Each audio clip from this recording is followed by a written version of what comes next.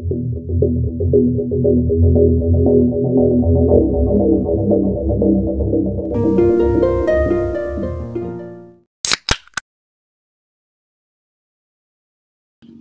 sahabat Weekly, apa kabar hari ini?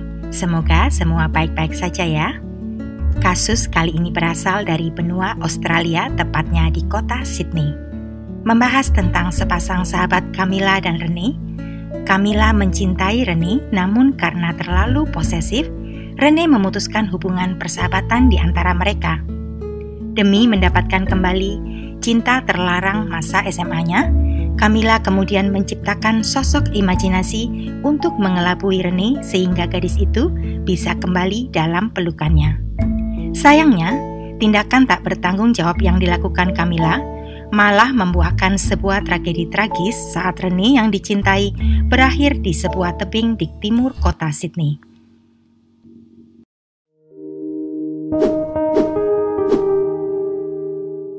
Rene Marsden lahir pada tahun 1992, menetap di Sydney, Australia bersama orang tuanya serta 3 saudara. Rene sangat dekat dengan keluarganya, terutama ibunya. Keluarganya menggambarkan Rene sebagai gadis yang bersemangat dengan senyum dan tawa yang selalu menghiasi wajahnya yang cantik. Rene juga ceria, penyayang dan selalu mengutamakan orang-orang yang dicintainya. Di tahun 2008 ketika menempuh pendidikan di SMA, Rene berkenalan dengan Camilla Saydan yang kemudian menjadi sahabatnya. Keduanya dikabarkan sempat menjalin hubungan asmara meski masih diragukan kebenarannya. Hubungan itu berlangsung selama setahun hingga akhirnya putus pada tahun 2009 gara-gara Camilla mengirimkan sebuah email yang terdengar sangat posesif pada Rene. Sejak saat itu, persahabatan mereka pun menjadi renggang. Setelah lulus SMA, Rene menjalin hubungan dengan seorang pria bernama Angus yang ditemuinya di salon tempat Rene bekerja sebagai resepsionis dan asisten hairstylist. Angus yang pertama kali menyukai gadis murah senyum itu.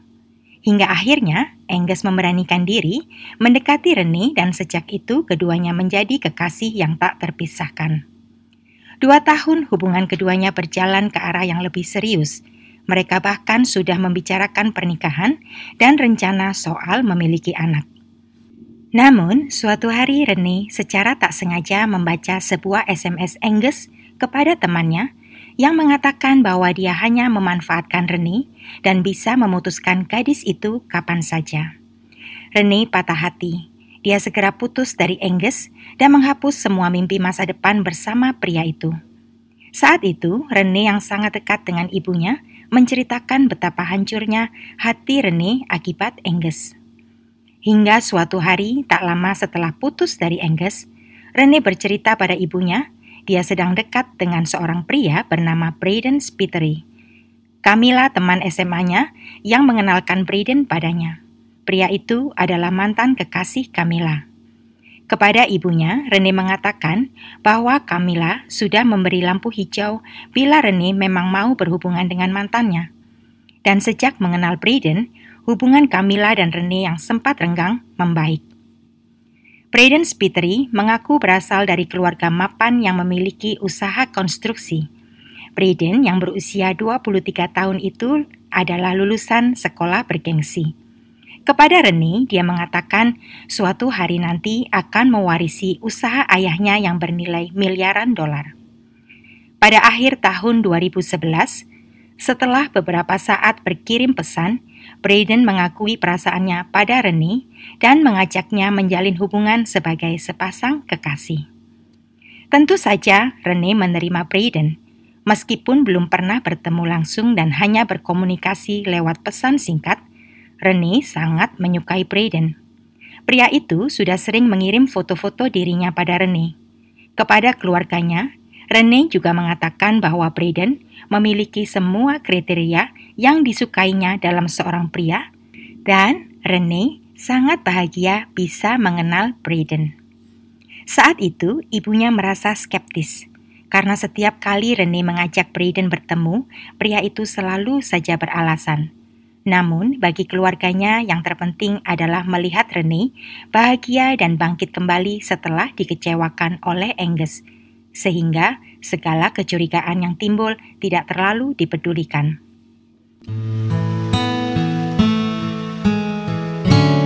Pada bulan Januari tahun 2012, Rene pergi berlibur dengan kapal pesiar selama 2 minggu bersama keluarganya dalam sebuah perjalanan krus.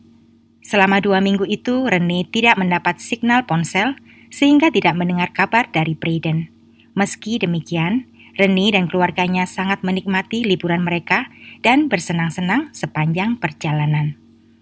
Seminggu setelah mereka pulang dari berlibur, Camilla mengirim SMS kepada Rene untuk mengabarkan bahwa Braden masuk penjara akibat kecelakaan motor yang menyebabkan temannya meninggal dunia. Menurut Camilla, Braden akan menjalani hukuman selama 2 tahun di penjara Goulburn, Sydney, di mana dia tidak memiliki hak kunjungan selama menjalani hukumannya. Meski demikian, entah bagaimana Braden berhasil mendapat sebuah ponsel walaupun berada di dalam penjara hingga masih bisa berkomunikasi dengan Rene.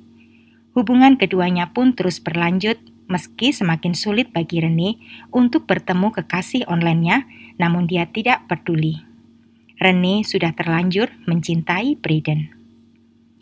Di saat bersamaan, kekhawatiran keluarga Rene muncul kembali karena sudah banyak pertanda Braden bukan laki-laki yang baik. Braden senang mengontrol dan melakukan kekerasan secara verbal kepada Rene. Ada sebuah kejadian pada perayaan malam tahun baru tahun 2013. Saat itu Rene pergi dengan sepupunya ke sebuah klub malam di Sydney. Mereka minum, menari, dan berfoto. Rene bahkan mengirim selfie ke Braden. Tetapi alih-alih memuji, laki-laki itu malah mengejek Rene dan merendahkan penampilan kekasihnya. Selain khawatir tentang kekasih baru Rene, keluarganya juga kurang menyukai Camilla yang terkesan ikut-ikutan memanaskan hubungan antara Braden dan Rene. Selama Braden berada di penjara, pertemanan Rene dan Camilla semakin erat. Sepertinya memang situasi itu yang diinginkan oleh Camilla, di mana dia bisa leluasa mengendalikan Rene. Ibu Rene mulai mencium gelagat Camilla yang tampak terlalu terobsesi dan posesif pada putrinya. Dia bahkan menemukan surat cinta dari Camilla untuk Rene. Seorang sepupu Rene mengatakan bahwa Camilla tidak akan membiarkan sepupunya berteman dengan orang lain dan selalu memantau di mana Rene berada. Pada perayaan malam tahun baru saat Braden menjelekkan Rene, Angus, mantan kekasih Rene, juga mengirim sebuah pesan. Rene memberitahu Camilla tentang hal itu, dan Camilla menunjukkan sikap tak suka seolah Rene selingkuh dari Braden. Anehnya, Braden juga tahu tentang pesan Angus itu dan kemudian memarahi Rene. Sepupu Rene yang sedang bersamanya merayakan tahun baru melihat betapa terganggunya Rene oleh sikap Camilla dan Braden. Dia lalu meminta sepupunya untuk tidak merespon pesan singkat keduanya agar Rene bisa menikmati malam itu. Meski dengan banyaknya red flag yang muncul tentang Braden, hubungan Rene dengan pria itu semakin serius. Selama beberapa bulan berikutnya, Rene dan Braden mulai membicarakan rencana menikah saat nanti Braden dibebaskan. Braden bahkan meminta Rene untuk mulai mempersiapkan pernikahan mereka. Pada saat yang sama, Rene mulai merasa terganggu dengan sikap Camilla yang semakin posesif. Bahkan sepupu Rene mengatakan Camilla kasar pada Rene. Dalam salah satu pesan yang dikirim Rene pada Braden, gadis itu menceritakan betapa dia tidak suka pada Camilla yang suka kasar dan mengontrolnya. Rene bahkan menceritakan pada Braden rencananya memutus persahabatan dengan Camilla. Semua itu diungkapkan Rene tanpa tahu siapa Braden sebenarnya. Dan itu yang menjadi pemicu dendam Camilla berakhir dengan tragedi tragis menimpa Rene. Pada tanggal 5 Agustus tahun 2013, Braden mengirim pesan singkat kepada ibu Rene yang berbunyi, "Awas, putrimu mengancam akan bundir." Sorenya, begitu Rene sampai di rumah sepulang kerja, ibunya segera menanyakan apa maksud pesan yang dikirim Braden padanya. Saat itu Rene menjelaskan bahwa antara dirinya dan Braden sudah putus. Rene juga sempat menenangkan ibunya dan mengatakan dia baik-baik saja dan tidak akan menyakiti dirinya sendiri. Setelah itu Rene pamit untuk pergi keluar bersama dengan teman-teman kantornya. Namun Rene berbohong. Gadis itu tidak sedang baik-baik saja. Rene putus asa dan sedang berencana untuk mengakhiri hidupnya.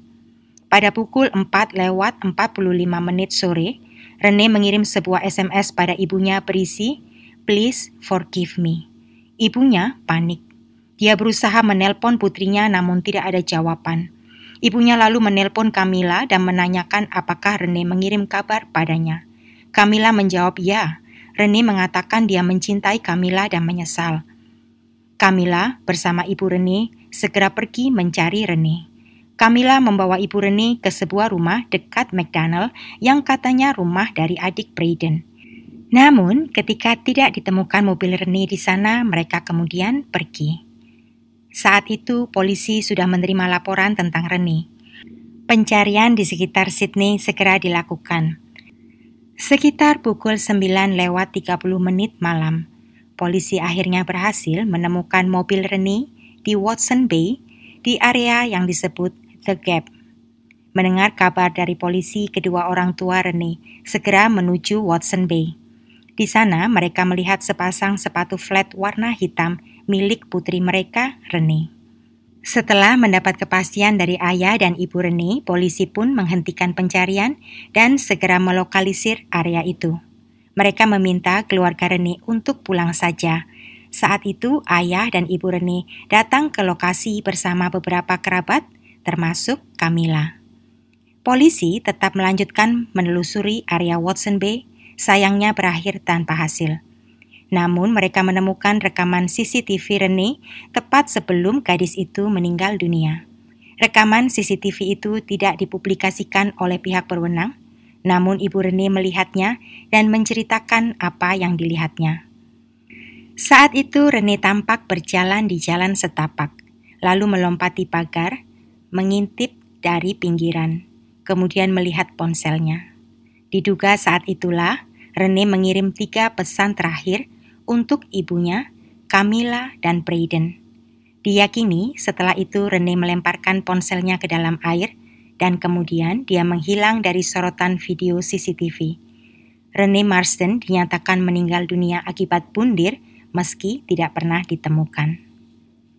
Meskipun pihak kepolisian telah menetapkan kasus Rene sebagai bundir, namun keluarganya tetap mencari apa alasan dibalik keputusan tragis Rene, dan mereka menemukan bahwa semua kemungkinan mengarah pada Braden Spiteri dan Camilla Seiden. Ayah Rene lah yang berhasil menemukan fakta bahwa ternyata Camilla dan Braden adalah orang yang sama. Braden adalah tokoh fiktif karangan Camilla belaka demi menjauhkan pacar-pacar Rene dari gadis itu. Tidak ada orang bernama Braden Spiteri dalam penjara Goulburn di Sydney.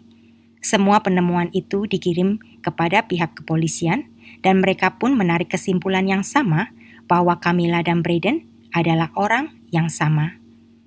Seorang rekan kerja Rene mengatakan pada polisi bahwa di hari Rene meninggal dunia pada pukul 1 siang, gadis itu sempat menerima sebuah pesan singkat. Pesan itu berbunyi, "Saya pikir saya perlu istirahat dan kamu juga." Setelah itu, Rene mulai menangis dan gemetar.